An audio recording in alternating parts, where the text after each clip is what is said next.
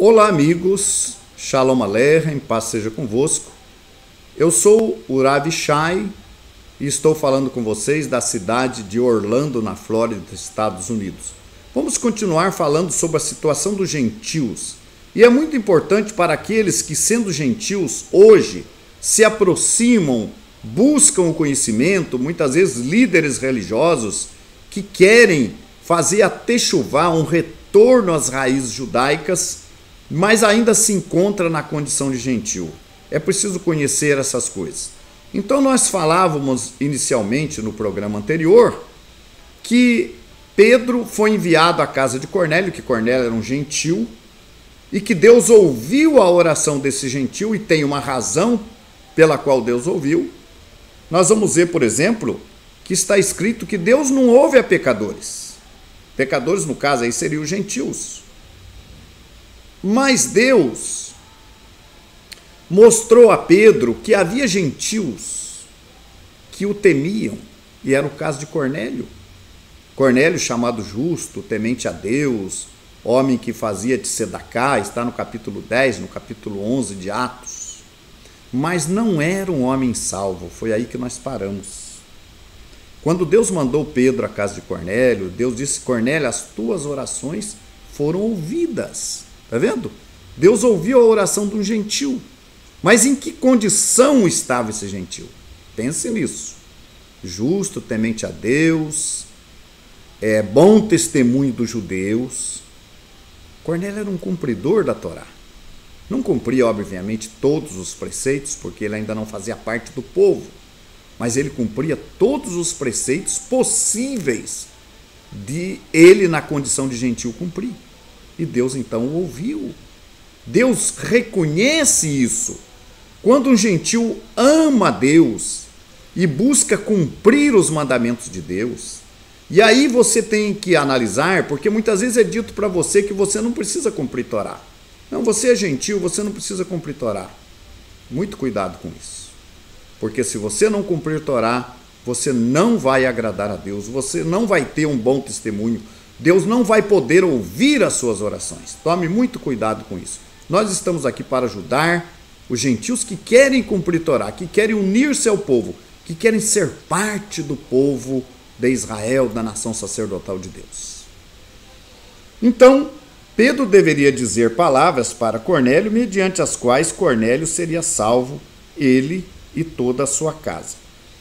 E Pedro leva com ele ali os 6 varões para servir de testemunha, e como eu disse, quem sabe montar ali um minyan, não um conselho, vamos dizer assim, um Beit Din, desculpa, eu falei minyan no programa anterior, minyan é com 10 pessoas, corrigindo então um Beit Din, ali um conselho para decidir sobre a situação de Cornélio, e na verdade, a gente pode até considerar que foi um Beit Din, porque Pedro consultou aqueles 6 irmãos. O que aconteceu durante a prédica de Pedro ali na casa de Cornélio, não é?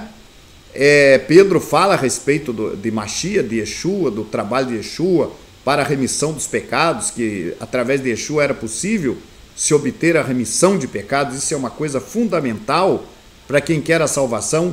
É preciso pensar na remissão dos pecados. E eu sei, e muitos de vocês sabem, que a remissão de pecados vem através do batismo, da tevilá, em nome de Yeshua. Mas será que essa tevilá pode ser feita em qualquer lugar? Pode ser feita por pessoas que transgridem a Torá, que não estão cumprindo a Torá, fazendo uma tevilá para perdão de pecados que elas mesmas estão praticando. Não só as que vão passar pela tevilá, como as que estão fazendo a tevilá estão vivendo em transgressão. Então, muito cuidado com isso.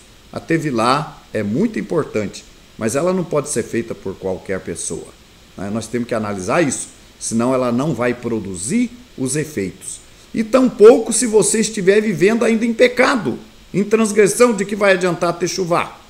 A tevilá para você, o batismo para você, para a remissão de pecados que você continua praticando.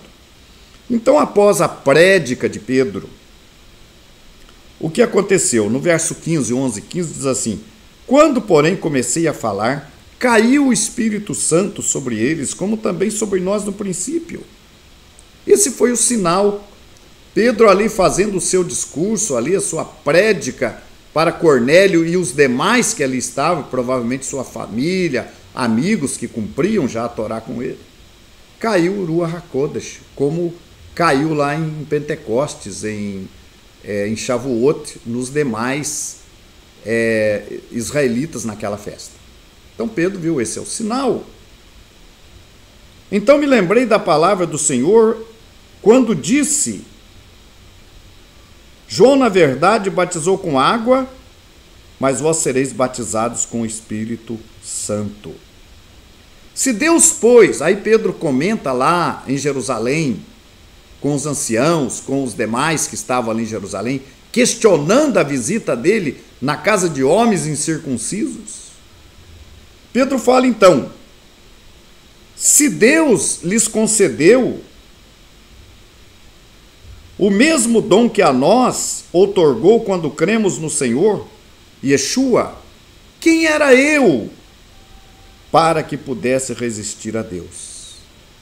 E aí o texto de Atos 10, Pedro pergunta: podemos recusar a água a estes que como nós receberam Ruach HaKodesh, o Espírito Santo? Então ele consulta ali o Beit Din, e o Beit Din aprova a Tevilá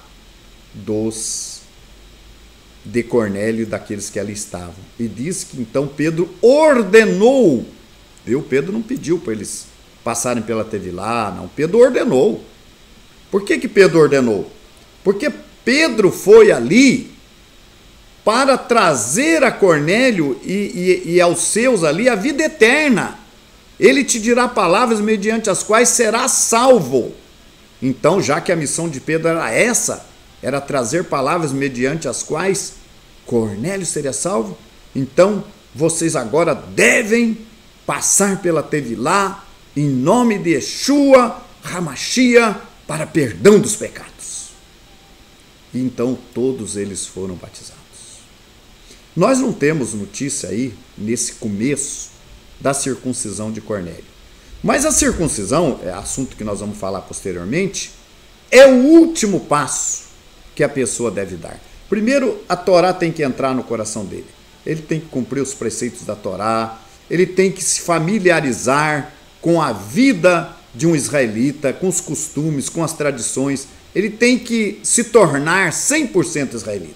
Daí ele vai pensar na circuncisão, que é um passo onde você passa a pertencer à família de Abraão, você recebe o pacto abraâmico.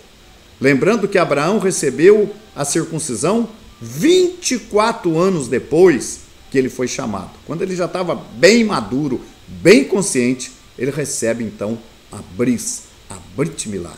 Nós vamos continuar falando sobre a situação dos gentios e sua conversão em nosso próximo programa.